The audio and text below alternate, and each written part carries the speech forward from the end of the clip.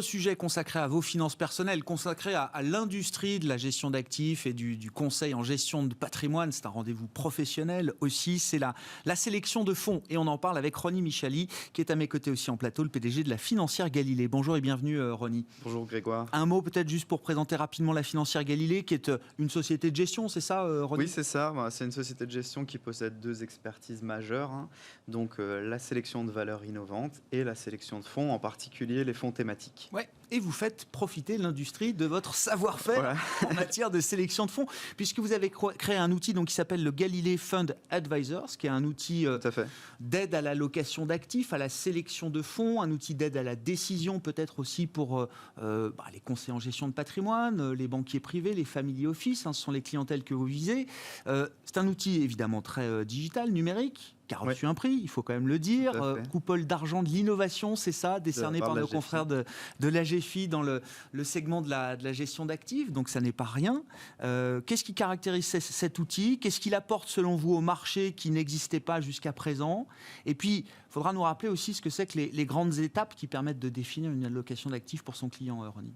Oui, tout à fait. Alors, ce qu'il apporte en fait, c'est qu'il va essayer de simplifier au maximum la vie des sélectionneurs de fonds, donc CGP, Family Office, gérants privés, multigérants, enfin tous les professionnels qui souhaitent sélectionner des fonds et leur faire gagner du temps. Parce que ce temps-là, ils l'ont perdu malheureusement avec les nouvelles réglementations et l'administratif qui a été pléthorique ces dernières années, qui continue de l'être. Et donc en fait, on va essayer, nous, de leur apporter à la fois l'analyse quantitative, ça ils peuvent la retrouver par ailleurs, mais chez nous en tout cas elle est faite en 6 étapes, 4 étapes quantitatives. Et puis après, on passe dans le qualitatif. Et c'est ça, vraiment, l'innovation. Je comprends. C'est-à-dire que l'analyse qualitative va permettre, en fait, après, d'avoir une recommandation d'achat, de vente, de conservation. Ça, c'est vraiment innovant pour le coup. Et puis, un suivi dans la durée. On peut revoir son client dans 3 ans et lui dire, voilà, on est rentré dans ce fonds pour cette raison, on est sorti pour cette raison. Et puis, surtout, voilà, le timing d'entrée-sortie, ça, je crois que c'est vraiment, à ma connaissance en tout cas, quelque chose de tout à fait innovant en fait. Pourquoi c'est important la question du timing quand on est sur les marchés, Ronnie? Ouais, effectivement, quand vous allez voir, des logiciels qui vous donnent effectivement des rankings de fonds, etc., vous avez une idée, mais vous ne savez pas forcément quand est-ce qu'il faut rentrer, quand est-ce qu'il faut sortir, surtout qu'il y a de plus en plus de fonds dans l'environnement financier. Donc c'est un peu compliqué. Et c'est vrai qu'une aide au timing, une aide à l'allocation et une aide à l'arbitrage, c'est vrai que les courtiers, en tout cas les conseillers d'investissement financier qui l'utilisent en tant qu'utilisateurs, sont réellement comblés lorsqu'ils ont toutes ces choses qui leur permettent de créer une allocation d'actifs. Mais le timing peut faire la différence quand même. Ça peut éviter quand même de perdre en performance, ou ça peut peut-être optimiser, améliorer la performance. Parce que, oui, alors, on dit à la fois timing is crucial, et puis les vieux boursiers vous disent, bon, de toute façon, on n'aura jamais le bon timing, donc autant acheter tout le temps. C'est un peu ça, la mécanique en bourse. Mais quand même, il y a une manière d'affiner et d'optimiser un peu les choses. C'est ça. Si vous voulez, l'allocation d'actifs, c'est comme si vous cuisinez un plat. C'est vraiment, voilà, pour qu'il soit réussi, en plus on est à l'heure du déjeuner, donc ça peut inspirer certains, pour qu'il soit réussi, il faut déjà les bons ingrédients. Donc chez nous, c'est les analyses de fonds détaillées, avec les recommandations d'achat, de vente, de conservation. Il faut une allocation d'actifs, ça c'est un peu la recette, si vous voulez. Alors chacun peut avoir une recette différente, ils ne sont pas obligés d'écouter la nôtre, mais il faut suivre une recette en tout cas. Puis après, on arrive sur une shortlist de fonds. Donc ça, c'est que des fonds analysés. Lorsqu'il y a un fonds qui rentre ou qui sort de la shortlist, il y a une note à l'achat ou à la vente qui est faite. Ça, c'est un peu la préparation, la pâte qu'on va utiliser pour créer le plat fini.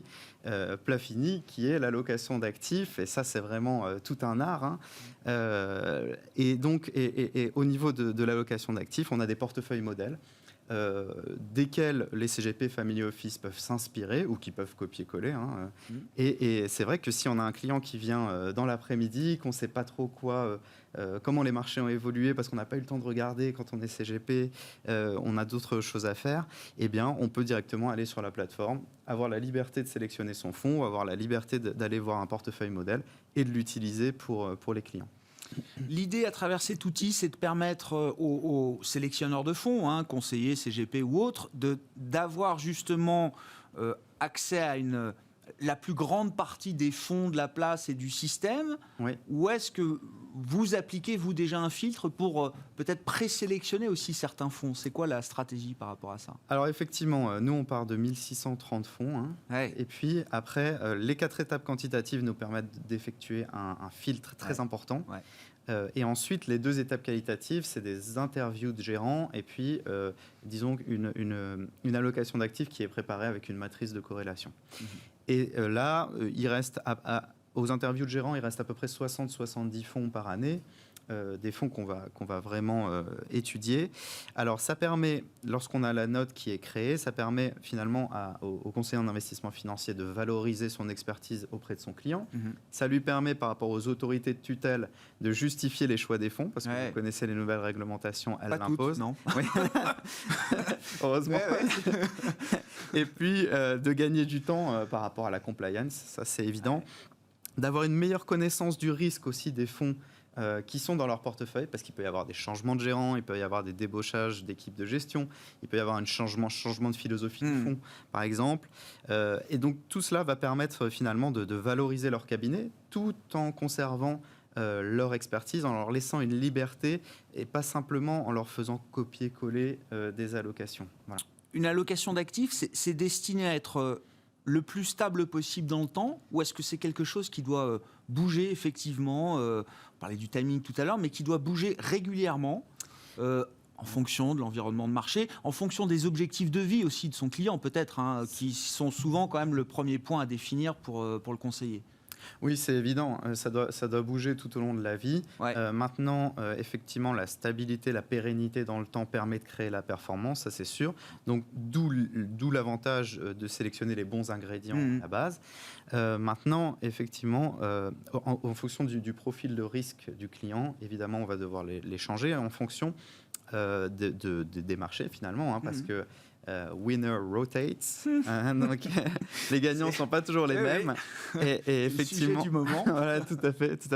Et il va falloir effectivement adapter l'allocation d'actifs en fonction de cela. Alors, il faut toujours garder une base, un cœur de portefeuille, et avoir en satellite effectivement des thématiques qui sont intéressantes. Je peux en citer quelques-unes, le vieillissement de la population par exemple. Dans les émergents, il y a l'urbanisation, les villes intelligentes, ça c'est des thématiques de long terme, on connaît le sens de l'histoire, voilà, mais ça peut venir agrémenter finalement, du coup l'allocation d'actifs. Justement, cet outil vous l'utilisez à commencer pour vos clients, j'imagine. Ah oui, bien sûr. Ronnie, c'est quoi l'allocation type là, appropriée pour entamer cette année 2021 On va pas faire tous les profils de risque, mais, bien sûr, mais globalement, là, qu'est-ce que vous avez envie de construire comme allocation pour vos clients aujourd'hui là? Alors pour nos allocations, pour nos portefeuilles, en fait, on a identifié évidemment les actions mid-small européennes, qui sont encore un petit peu en retard par rapport aux américaines qui, elles, ont vraiment bien progressé. Alors, la value, tout le monde en parle. Attention, il y a un premier coup d'accélérateur, mais il ne faut peut-être pas trop le surpondérer. Il faut en avoir en portefeuille maintenant, contrairement aux dernières années où c'était vraiment un secteur à exclure. Voilà. Vous avez senti un changement de ce point de vue-là? Oui. C'est ça. Et puis, on a évidemment l'Asie qui a très très bien géré l'épidémie et qui est au centre des échanges mondiaux. Lorsque les échanges mondiaux repartent ou vont repartir, c'est vraiment l'Asie qui est au centre de ces échanges-là. Après, évidemment, la technologie, mais on connaît tous la digitalisation, numérisation, robotisation, intelligence artificielle, etc. Mais n'oubliez pas, e-commerce, e-santé, e-sécurité qui se sont beaucoup développées et cybersécurité, parce que la cybersécurité, c'est pas tout de mettre des gens en télétravail, mais il faut le faire sur un cloud sécurisé, il faut le faire avec des accès sécurisés, et la cybersécurité, c'est vraiment une des thématiques qui a pris son envol là récemment, et je pense que les entreprises ont fait les investissements, mais pour des années à venir. Méga tendance, effectivement, c'est ce dont vous parlez, Ronnie. La stratégie de développement et la stratégie commerciale autour de Galilée Fund Advisor, effectivement, c'est quoi le plan de marche pour vous? Parce que vous avez été récompensé, il a été lancé il y a 1 an et demi, c'est ça C'est ça. Voilà. Juin 2019. Juin 2019, exactement. Alors, l'idée, il y a deux stratégies. Où on continue le développement auprès des CGP, des family office directement, ou bien on s'affilie à une compagnie d'assurance. On est plutôt maintenant sur l'idée de l'affiliation à une compagnie d'assurance, un agrégateur ou une plateforme, pour qu'en plus, les CGP puissent passer directement l'ordre et qu'il y ait tout le canal soit branché. Ouais. Et donc, en fait, on essaye de travailler sur une seule liste, dans le cas où on s'affiliera à une compagnie d'assurance, une seule liste, donc il n'y a pas de problème de référencement. Et puis, on étudierait tous les fonds de cette liste en publiant des recommandations d'achat-vente, conservation. Bon, merci beaucoup Ronnie d'être venu nous voir pour parler allocation d'actifs, sélection de fonds. Ronnie Michali, le PDG de la financière Galilée, qui est avec nous dans ce rendez-vous de la mi-journée. Smart Bourse, 12h30, 13h chaque jour. Et le vendredi, vous l'avez compris, on parle de vos finances personnelles et des enjeux de l'industrie de la gestion d'actifs dans son ensemble. Le CAC 40 à la mi-journée perd plus de 1% pour cette dernière journée de la semaine, une semaine de consolidation pour les marchés européens. On y reviendra très largement ce soir à partir de 18h30 en direct sur Bismart pour votre deuxième rendez-vous Smart Bourse de la journée.